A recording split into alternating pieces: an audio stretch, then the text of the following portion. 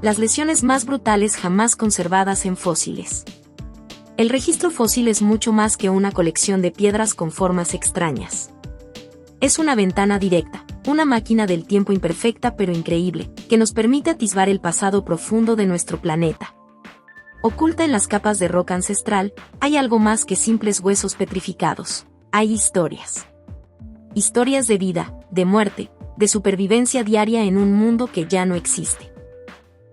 Estas criaturas prehistóricas, a veces tan bizarras que parecen sacadas de una película de ciencia ficción, fueron tan reales como el perro o el gato que puedes tener en casa.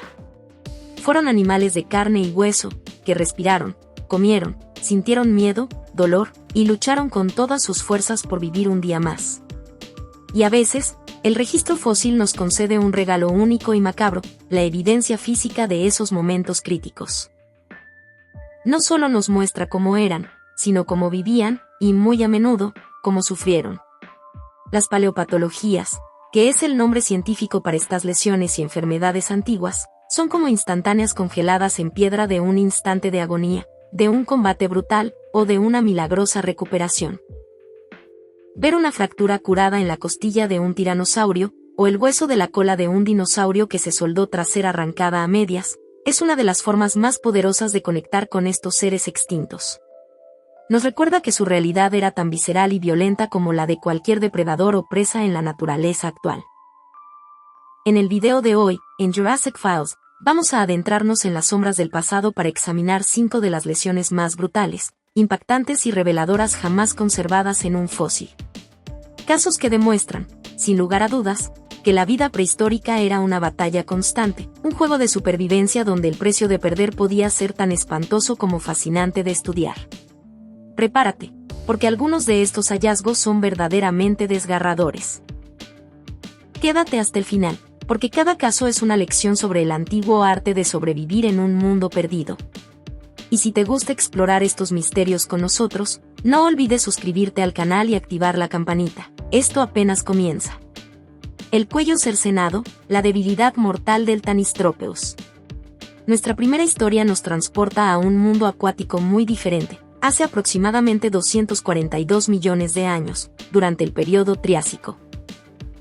En las costas de lo que hoy es la frontera entre Suiza e Italia, habitaba una de las criaturas más absurdamente diseñadas que la evolución haya concebido jamás, el Tanystropeus. Imagina un reptil que parece un error de la naturaleza, un cuerpo relativamente compacto, de unos pocos metros de largo, coronado por un cuello ridículamente elongado que casi triplica la longitud de su torso. Un cuello tan largo, rígido y compuesto por solo 13 vértebras extraordinariamente alargadas, que parece un poste telescópico con una cabeza pequeña y puntiaguda en su extremo. Durante décadas, los paleontólogos debatieron acaloradamente, ¿era este animal totalmente acuático, como un primo lejano de los plesiosauros, o pasaba tiempo en tierra? La respuesta más aceptada hoy es que era semiacuático.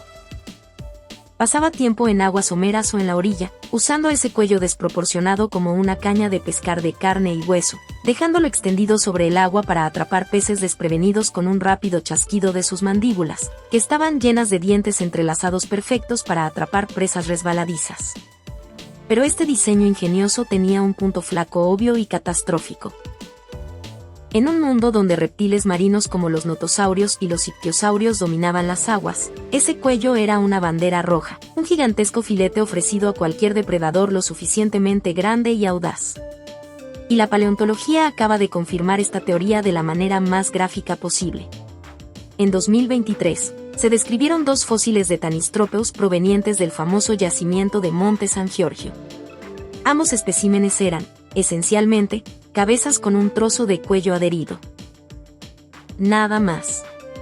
El resto del cuerpo había desaparecido. Pero lo escalofriante no es la falta del cuerpo, sino el cómo terminaba ese cuello. En ambos casos, la columna vertebral se interrumpía de manera abrupta y violenta, con las últimas vértebras preservadas mostrando claros signos de hundimientos profundos, fracturas radiales y astillamientos que solo pueden significar una cosa: mordeduras brutales. Al analizar la dirección y la forma de estas marcas, los investigadores pudieron reconstruir el ataque final.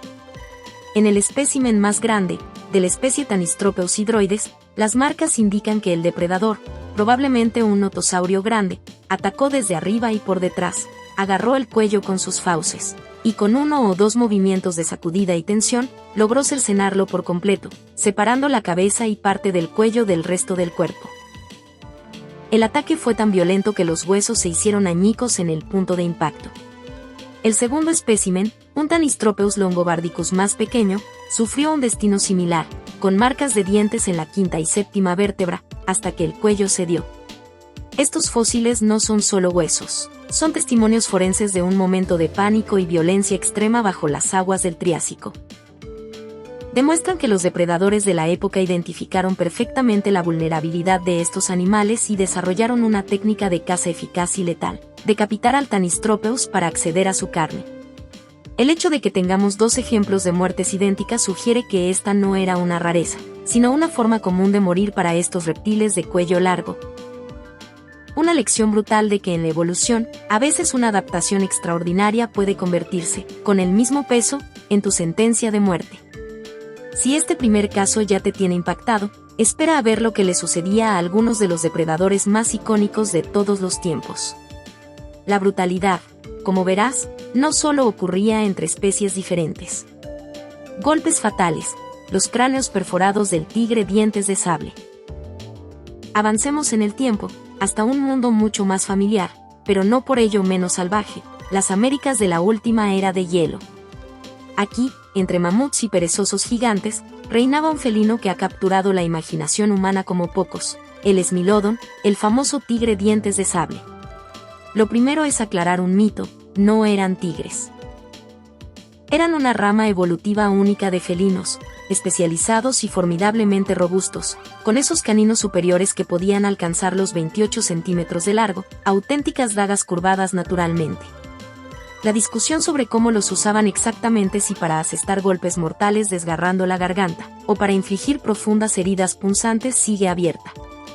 Pero lo que no está en discusión es su capacidad para infligir daño catastrófico. Y la mejor prueba de ello no la tenemos en los huesos de sus presas, sino en los cráneos de sus propios congéneres. En 2019, se documentaron dos cráneos fósiles de Smilodon populator, la especie sudamericana y la más grande de todas, que presentaban unas lesiones espeluznantes. Ambos cráneos, encontrados en diferentes provincias de Argentina, tenían un agujero perfectamente definido y de forma elíptica en la parte superior del hocico, justo entre donde estarían los ojos. Cuando los paleontólogos tomaron un diente canino de otro Smilodon y lo compararon con estos agujeros, el encaje fue casi perfecto.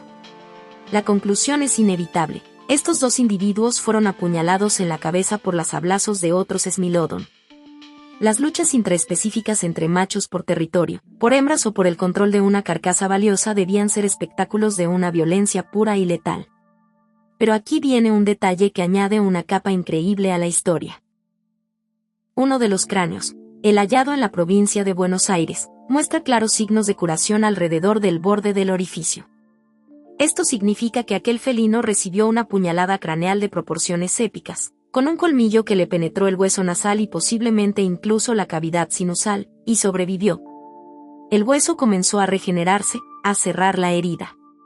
Aquel Smilodon, contra todo pronóstico, se levantó y caminó, o más bien, acechó, para vivir otro día. El segundo espécimen, sin embargo, no tuvo tanta suerte. Su cráneo no muestra rastro de curación. Para él, el golpe fue mortal, probablemente porque el colmillo penetró lo suficiente como para alcanzar y destruir el cerebro, matándolo en el acto o en segundos. Estos fósiles son un testimonio escalofriante de la dinámica social de estos animales. Nos muestran que sus armas más icónicas no solo se usaban para cazar presas gigantes, sino también en duelos a muerte contra rivales de su misma especie. Imagina la escena: dos titanes de más de 300 kilos enzarzados en un combate, utilizando sus emblemáticos dientes no solo como símbolo de poder, sino como dagas reales destinadas a perforar el cráneo del oponente. Es una violencia íntima y brutal que nos hace reconsiderar por completo la vida de estos legendarios depredadores. Y si crees que perder una pelea es malo, espera escuchar lo que es perder literalmente una parte de tu cuerpo y, aún así, seguir adelante. La cola arrancada, el milagroso escape del Masospondylus. Nos remontamos de nuevo, esta vez al período Jurásico inferior, en lo que hoy es Sudáfrica. Aquí encontramos a Masospondylus, un dinosaurio herbívoro que pertenece al gran linaje de los sauropodomorfos, los precursores de los colosales saurópodos de cuello largo como el Brachiosaurus. Este Masospondylus no era gigante, medía unos respetables 6 metros de largo, con un cuello y una cola largos que le daban un aspecto clásico de dinosaurio primitivo. Pero un fósil en particular, descrito en 2013, cuenta una historia de supervivencia que pone los pelos de punta. Los paleontólogos desenterraron un esqueleto parcial que incluía 25 vértebras de la espalda y el inicio de la cola. Todo parecía normal hasta que observaron las últimas 3 vértebras de esa serie. Estas 3 estaban fusionadas en un bloque óseo masivo, deforme y cubierto de un crecimiento caótico de hueso nuevo. Y ahí terminaba todo. No había más vértebras después de ese bloque. La cola había sido amputada de cuajo, probablemente arrancada en un violento tirón. La comparación con esqueletos completos de Masospondylus reveló el alcance del daño. A este individuo le faltaba aproximadamente la mitad de su cola. La fuerza requerida para hacer eso es alucinante. Sin embargo, y este es el dato que lo cambia todo, el crecimiento óseo desordenado y la fusión de esas vértebras son la prueba irrefutable de que la herida comenzó a curarse. Este dinosaurio, tras sufrir un trauma que debió ser inimaginablemente doloroso y que lo dejó literalmente partido en dos, logró escapar y sobrevivió semanas, meses o incluso años después del ataque. ¿Quién pudo infligir tal daño? El principal sospechoso es el mayor depredador de la zona en ese momento. Dracovenator regenti, un terópodo carnívoro de unos 6 metros y medio de largo, con mandíbulas y garras más que capaces de intentar arrancar la cola de un herbívoro de tamaño similar. La escena se recrea de forma vívida. El Dracovenator ataca, se aferra a la cola del Masospondylus, y en un forcejeo brutal, la carne se desgarra, los tendones se rompen y las vértebras se separan, dejando al herbívoro mutilado pero vivo, huyendo cojeando mientras el depredador quizás se queda con un trofeo de cola en la boca. Este fósil nos habla de una tenacidad asombrosa. Nos recuerda que los dinosaurios no eran meras máquinas de comer, sino animales con una increíble capacidad de recuperación, similares a los cocodrilos modernos, que son conocidos por sobrevivir a amputaciones terribles gracias a sus sistemas inmunológicos robustos. El Masospondylus de la cola perdida es un símbolo de la resistencia frente a una casi segura muerte. Pero a veces, la supervivencia no significa vivir bien, sino vivir luchando contra el dolor constante, como veremos en nuestro siguiente caso, que involucra a un depredador famoso por razones equivocadas. El veterano herido, las múltiples lesiones del Dilophosaurus. Hablando de depredadores del Jurásico inferior, es hora de corregir otro error popular y mostrar la verdadera dureza de estos animales. Todos conocemos al Dilophosaurus por su representación en Parque Jurásico. Un dinosaurio pequeño, con un volante en el cuello y la habilidad de escupir veneno. La realidad, como suele pasar, es mucho más impresionante y menos fantástica. El verdadero Dilophosaurus weathervilli era un terópodo grande, un depredador ápice que medía entre 5 y 7 metros de largo, dotado de unas distintivas crestas paralelas en su cabeza. No tenía volante y no escupía veneno. Lo que sí tenía, al menos en un individuo en particular, era un historial médico catastrófico.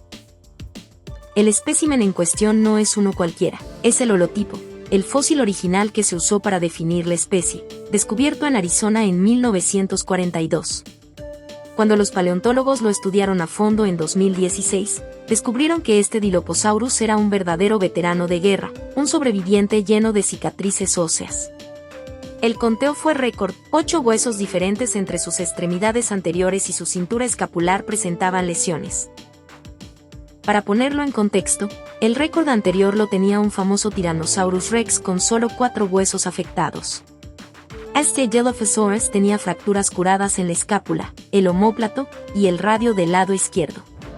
Su cúbito izquierdo y un hueso de un dedo mostraban crecimientos anormales, como abscesos fibrosos. En el lado derecho, la situación era igual de mala. Su húmero estaba retorcido de manera antinatural, el radio tenía tumores óseos, y 2 huesos del tercer dedo estaban deformados. Lo crucial, y lo que de nuevo nos conmueve, es que todas estas patologías muestran signos de curación.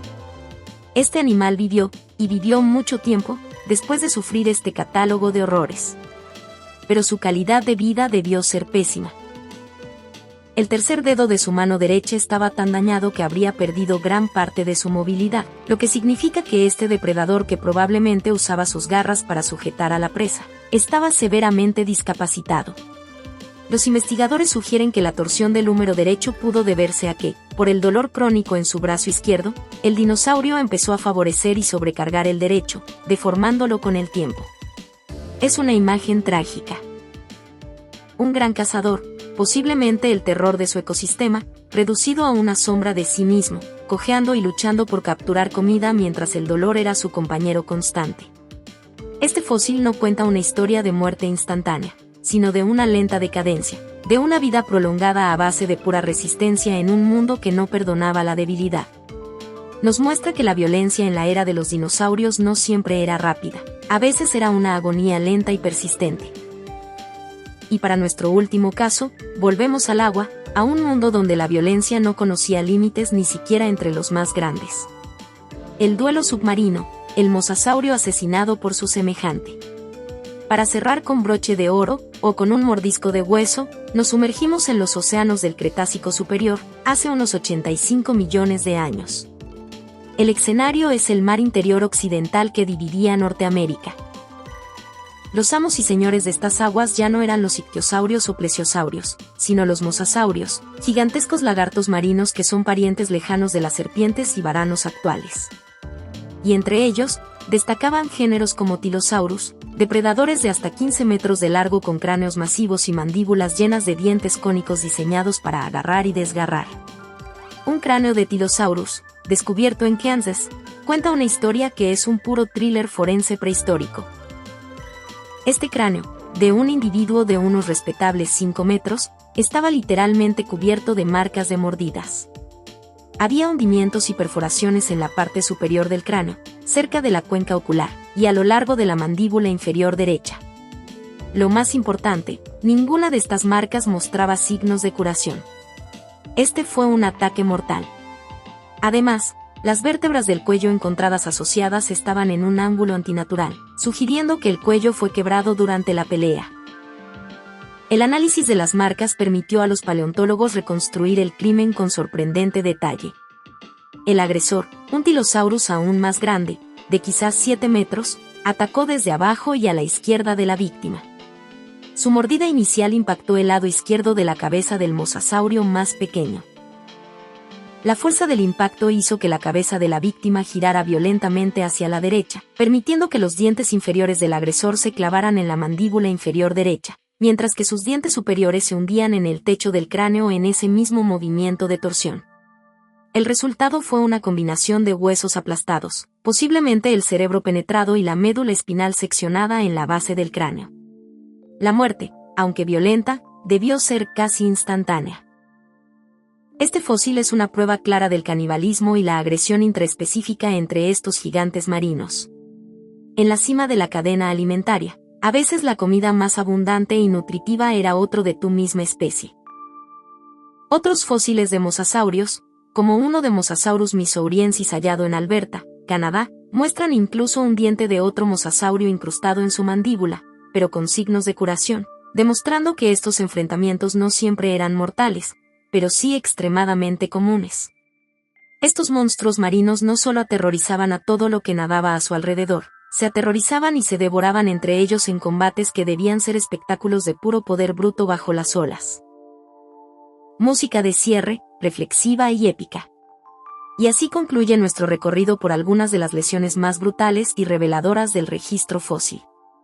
Desde cuellos cercenados en el Triásico hasta cráneos perforados en la era de hielo, pasando por colas arrancadas, cuerpos destrozados y duelos mortales entre gigantes marinos.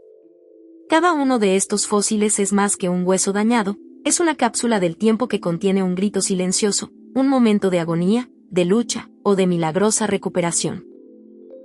Nos recuerdan que el mundo prehistórico no fue un parque temático estático, sino un lugar dinámico, peligroso y lleno de dramas individuales. La paleopatología, el estudio de estas heridas antiguas, nos permite dar el salto más difícil en paleontología, pasar de reconstruir la anatomía a inferir el comportamiento, la ecología e incluso la experiencia subjetiva de estas criaturas.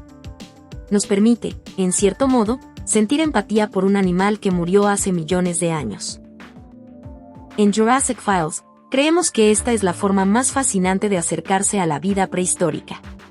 Si cada uno de estos casos te ha hecho pensar, imaginar la escena y querer saber más, entonces hemos logrado nuestro objetivo.